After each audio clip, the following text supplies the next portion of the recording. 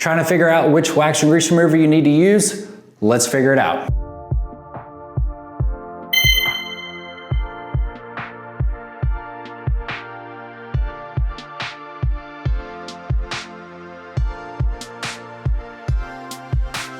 Hey guys, Bryan here from Liquid Concepts. So today we're going to talk a little bit about wax and grease removers. And so we've got a couple of them there on the website, and we've had a couple of questions about which one do I use and which one is best for this and all of that. And so we thought we'd shoot a quick little video, show you guys a few things on when we would use a water-based wax and grease remover versus a solvent-based wax and grease remover. So if you're not familiar with any of these, of course, both of them are going to be exactly what they're called, wax and grease removers. And of course, one is always going to be better than the other. So pretty much what we've got is we've got a water-based wax and grease remover, which number one, you can tell by the name on it, and number two, you can tell by the actual, just it's in a plastic jug. And then the other one is going to be a solvent-based wax and grease remover, which again, you can tell by the name on it.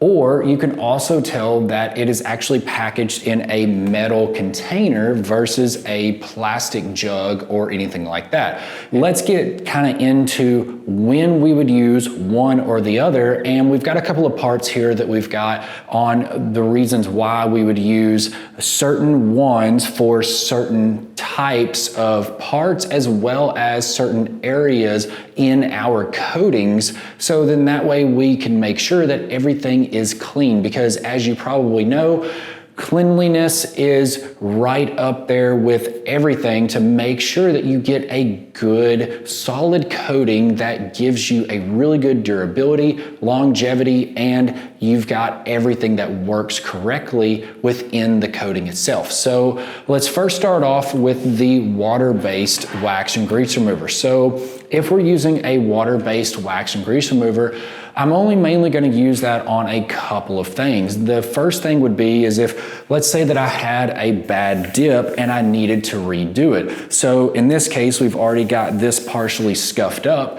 and I need to just sand it down. I need to smooth it out. And then of course I need to reapply another base coat. So this has not been clear coated at all. And so we're still in the process of the coating. And so we've already done our primer, we've done our base coat, the dip possibly didn't work out. So now we've scuffed everything down and now we need to clean it off, because of course the oil's from our hands, anything like that, we just want to make sure that we get the best possible adhesion between the second layer of paint that we're about to apply to this part right here. So in this case right here, once we've got everything sanded down, then we're going to come in and use our water-based wax and grease remover, because mainly this has not been clear coated. This is not actually protected with any sort of clear. So therefore the solvent-based may be a little bit too harsh on just bare paint. So we want to make sure that we get a good clean area, and we make sure that, of course, the paint is going to have a good surface to bond to. So that is mainly where we're going to use a lot of our water-based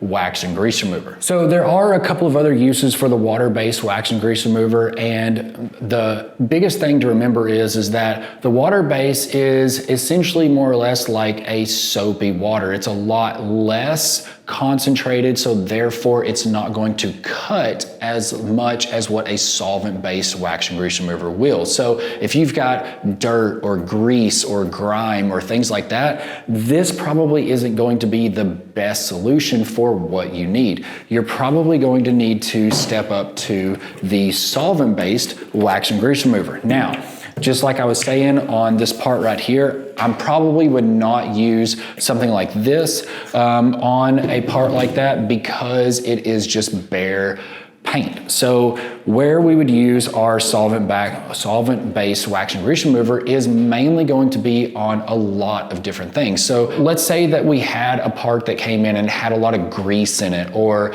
things like that. And so I need to get all that grease off, because if we're going to be blasting it or we're going to be sanding it, I don't want all of that to go into my blaster, all in my media, as well as it's gonna gum up all of the areas in my sandpaper. So that's where this wax and grease remover is really going to work really well, because it is a solvent base. It's gonna cut a lot of that grease off a lot better, and it's gonna get everything a lot more cleaner. So that way I've got a much better, cleaner look all the way around, and we're gonna get a better adhesion between the primer or the paint or the clear coat or whatever we're doing to allow that to stick a lot better.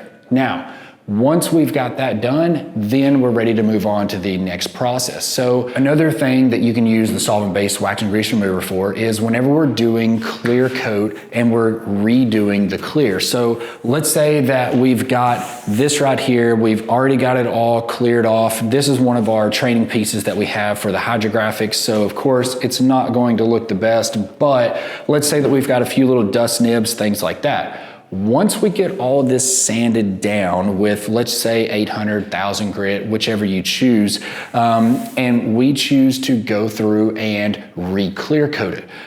I always like to use a solvent-based wax and grease remover to make sure that I go over that entire part all the way around after I have sanded everything down. And the main reason why is because, again, the oil's from your hands. You could be in a shop that's maybe in the summertime and you've got sweat coming down, it drips down on the part. Guess what? That's not going to be good whenever you go to re-clear coat your part and you've got all those little spots, or you can get fisheye, things like that. So that's where this solvent-based wax and grease remover really helps out, is because we've already got a catalyzed 2K clear that we're sanding down, and then we're needing to re-clear coat it. So we sand it down with the right grit to get the next clear to stick to it, and then we want to make sure that everything is clean, so therefore we use the solvent-based wax and grease remover. So again, I'm taking and wiping everything down, making sure that I've got a lint-free rag, and then we're smoothing everything out, blowing it all off, tacking it off, and then moving on with the process of re-clear coating this, hopefully for the last time, and getting everything looking as great as possible.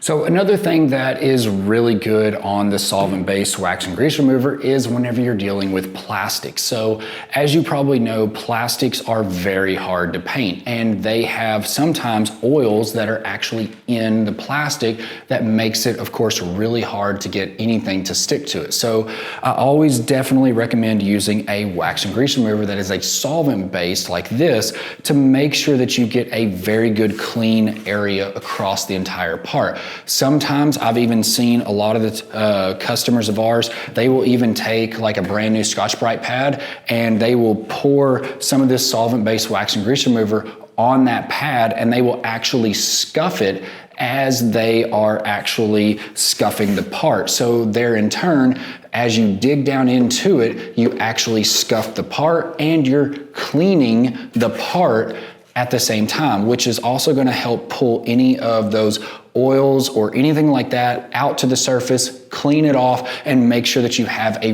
really good clean surface to start with, so that way you can get the best possible adhesion. So definitely whenever you're dealing with bare plastics like that right there, not talking about painted plastics, but bare plastics, the solvent-based wax and grease remover is definitely going to be something that you're going to be using to make sure that you get the best possible surface for that coating to actually stick to it. So whenever you're using plastics and you're cleaning them, the solvent base is definitely the way to go. So hopefully this video has really helped you guys out. Of course, if you have any questions or comments, definitely leave them in the comment section below. We'd always love to hear from you guys, as well as let me know your thoughts on which wax and grease remover you use the most of and why. Always love to hear from you guys on that as well.